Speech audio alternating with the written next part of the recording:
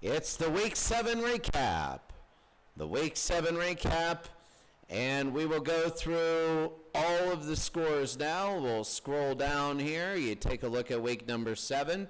The Steelers beating San Diego 21-9. We had that game. A few others. Remember, we had trouble at the very beginning. We simulated the wrong things. Green Bay Derby, they tied each other. They play each other again. It'll be considered overtime. The St. Louis Rams losing again. We had a few Steeler games. Steelers didn't have the greatest of weeks. And there it is. Good Denver trying to get back on track. How did this go? Well, we take a look at the teams and standings. Buffalo is now 6-1 in Group A. The fourth team there, 2-4-1. Look at all those teams that are 2-4-1. Oh my goodness. Houston, LA, Denver, Detroit, Seattle, and then Seattle, Philadelphia, and the other Philadelphia. They're not out of it yet, because the fourth team there is going to be down a little bit more. Group B, Chicago and Indianapolis there. The fourth team is San Francisco. The LA Rams half game behind. Group C, the Baltimore Colts are way ahead. The fourth team, Arizona and New England, are tied. San Diego's coming on. They're a half game back, but they lost their last game. Group D, Chicago 6-1. New York Giants 5-1-1. The other New York Giants of 2011 are 3-1-3. That is a little bit better than Cleveland's 4-3. So there we go. That's going to be Group B. E, this is E. New Orleans ahead, 5-1. 5-1-1. Atlanta a game behind. Carolina, Cleveland is tied with Pittsburgh, the 51 Rams, and Green Bay for fourth place. That's really big. Group F. The Green Bay Packers at 5-1. Minnesota of 98, they're pulling ahead. They're 5-2. Look at them, they're a lot better. New England, San Francisco of 1989 is now 4-2-1. Carolina, they're both tied, but the better division record, the better conference and division, same thing. That's the thing. If you play a team in your division, then you got to win that game, because that's the biggest tiebreaker. And right now, San Francisco has a win and Carolina has a tie. Group G, Houston, New York, St. Louis is back in the mix. Everybody else under 500, including Oakland, Seattle, New England, 75, Pittsburgh. I'll tell you what, this is the division for Pittsburgh to be 3-4. 1975, who knows? Group H, the Miami Dolphins 5-1-1, Denver 5-1-1 as they just lost. San Diego Chargers still holding in there. They are above 500. As long as they stay above 500, everybody else, the 92 Dallas Cowboys disappointing, the Steelers disappointing, the Giants of 07 disappointing. Group I, Cincinnati, they're number 1. That's incredible. Atlanta and the Pittsburgh Steelers. Pittsburgh's a half game back, 2005. You take a look at everybody else. Denver needs to, 4-2-1 is the mark, and right now Denver is 2-3-2, the defending runners up. And Group J, the final one, Baltimore 1958 and Cleveland. Cleveland lost, but they're still second place. They're all 4-3, 2-3-4, and the 84 49ers are a half game back. Taking a look at league leaders, here we go. Yards, Rich Gannon. Rating, Joe Montana. Worst, Montana, Sims, Fouts. Worst is, Len Dawson. He's the worst. And Otto Graham, Len Dawson again. So Len Dawson's, it's pretty bad. Vinny Ferragamo. Billy Kilmer is, down there. A lot of incompletions. Who's out of there? Bob Greasy. He is out of there. Rushing yards is Marion Motley. He's still all by a lot. Average is Steve Young. Touchdowns is Joe Morris. Receiving receptions is Marquise Colston. Yards is Cruz. Touchdowns is Mutscheller at 9. Total offense, yards, Smith. Emmitt Smith is the first player over 1,000.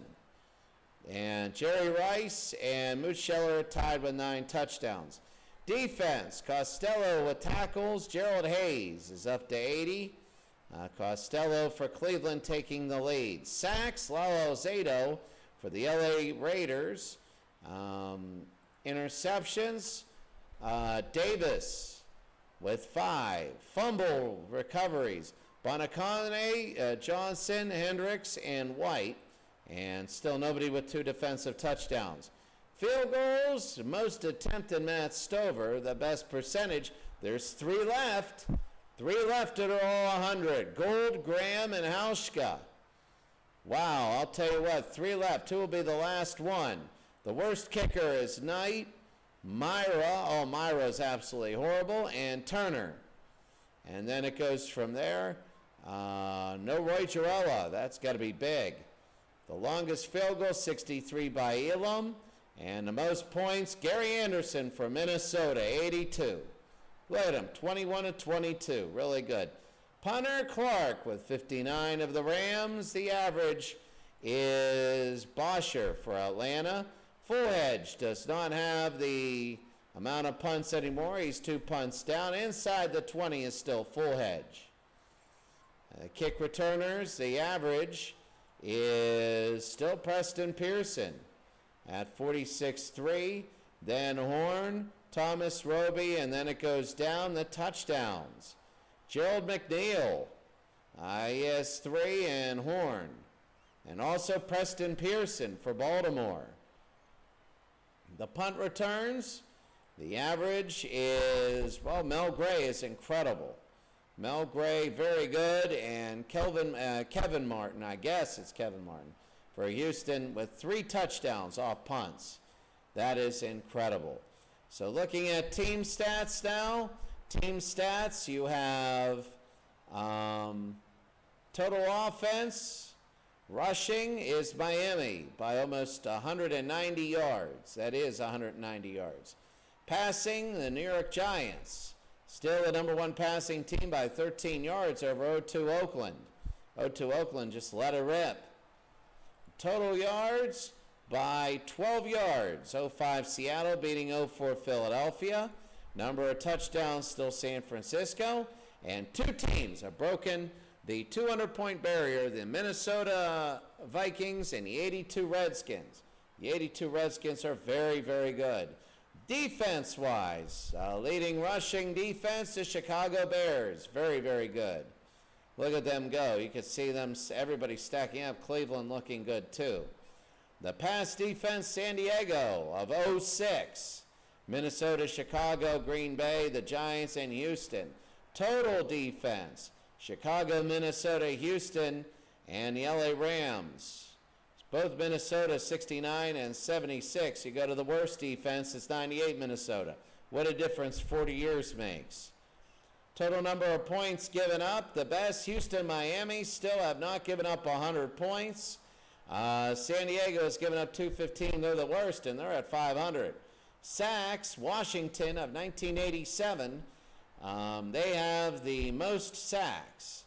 And Washington of 1982 as far as very close behind them. The interceptions, 82 Washington. 82 Washington is turning out to be a championship team. They might win it all. Fumbles, Cleveland, right there. They have, they've got 13 fumbles, including a very big one that helped tie the game up. So that's going to be it. We take a look towards the next week, week number 8. We go to week 7 very quickly here, and we take a look at the achievements. Right here, you can read them as we go down. This is usually what takes the longest. You could always go back and slow it down if you want to. And I'll just say things that I see that are incredible. Jimmy Smith, 500 yards. Pastorini is 194 without an interception. Look at all the records there. 5 300-yard passing games for Rich Gannon. That's incredible. Chicago, Oakland, Mark Van Egan at 112 yards. You don't hear that name a lot. And you see Joe Morris, touchdown streak again. And Roethlisberger, 7 straight games with a touchdown. And as you take a look at all of these, as you go down, You take a look. Cunningham doing well. Dallas, solid. And we go.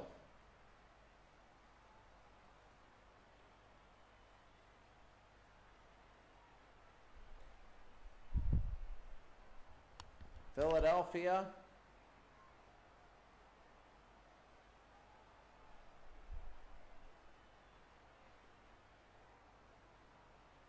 Take it down. They're going to take a lot more. I'm looking on my one computer.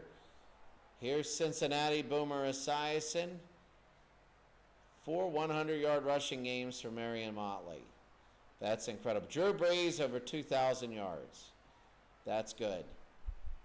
Special teams for 53 Detroit. I'll tell you what, some of these teams from the 50s, I'm surprised they're in here.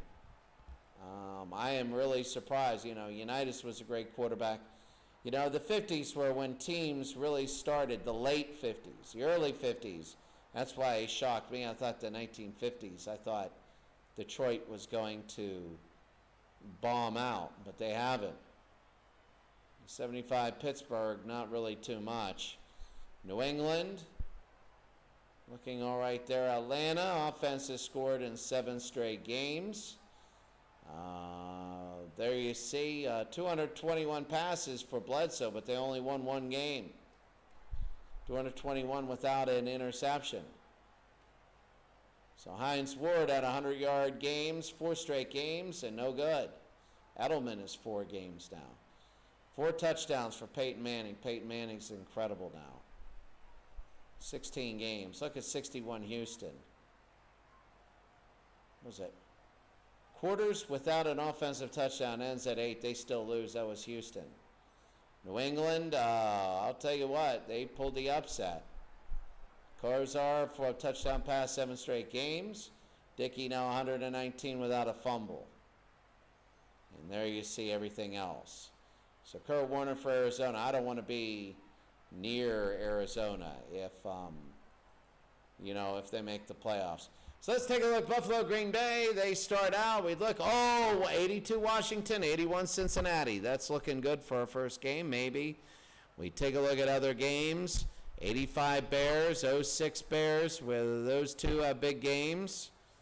Taking a look also in day number 1. The Chargers, 68 Baltimore against 96 Green Bay. That would be big. Dallas and San Francisco, a huge rivalry. They're both 3-4 and trying to survive. The 86 Giants, or is Detroit made out of what they are? Look at 98 Minnesota and 78 Pittsburgh. Oh my goodness, 5-2, 5-2. Well, I'll tell you what, maybe we'll have this game. Pittsburgh and Minnesota. We'll have that game. Well, I'm sorry, Washington, you got to wait for another. You got to wait for another game. And you just got to wait for another day. Day 2. We take a look at games, and New Orleans and Houston looks like it's a good game. Let's see. New Orleans and Houston, day 2. And looking over, the Rams could pick up a win against Washington. The other Oakland could pick up a win against 79 Rams. The 49ers against the Chargers, that would be good. 49ers in Dallas there. The last day, the Pittsburgh Derby, that should be big. Taking a look down, Denver 5-1-1. San Diego's 3-2-2. The 08 Steelers. So look, 2 Pittsburgh Derbys right here. And they're going to get a little bit of separation there. Miami, New England, another Miami-New England game. Denver and Arizona, Elway against Warner. Tampa Bay against Atlanta, that'll be big. Dallas against Baltimore, we'll figure it out when we get there. We'll figure it out. All right, that's going to be it for us. Tomorrow, next Monday. Next Monday's when you're going to get your next football game. And it is probably going to be the Steelers against Minnesota. Minnesota 98 wins. They're going to be legit. The Steelers is 78. They're 5-2. They haven't played the best, but they will be. They haven't played the best, but it'll be our first look at them. And let's see if they have what they have. It'll be our first look at the Steelers dynasty from the 70s. Can they stop Minnesota? It's a possible playoff matchup. I would say even go as far to say probable. All right, that's it for today. We'll see you next Monday in week number 8.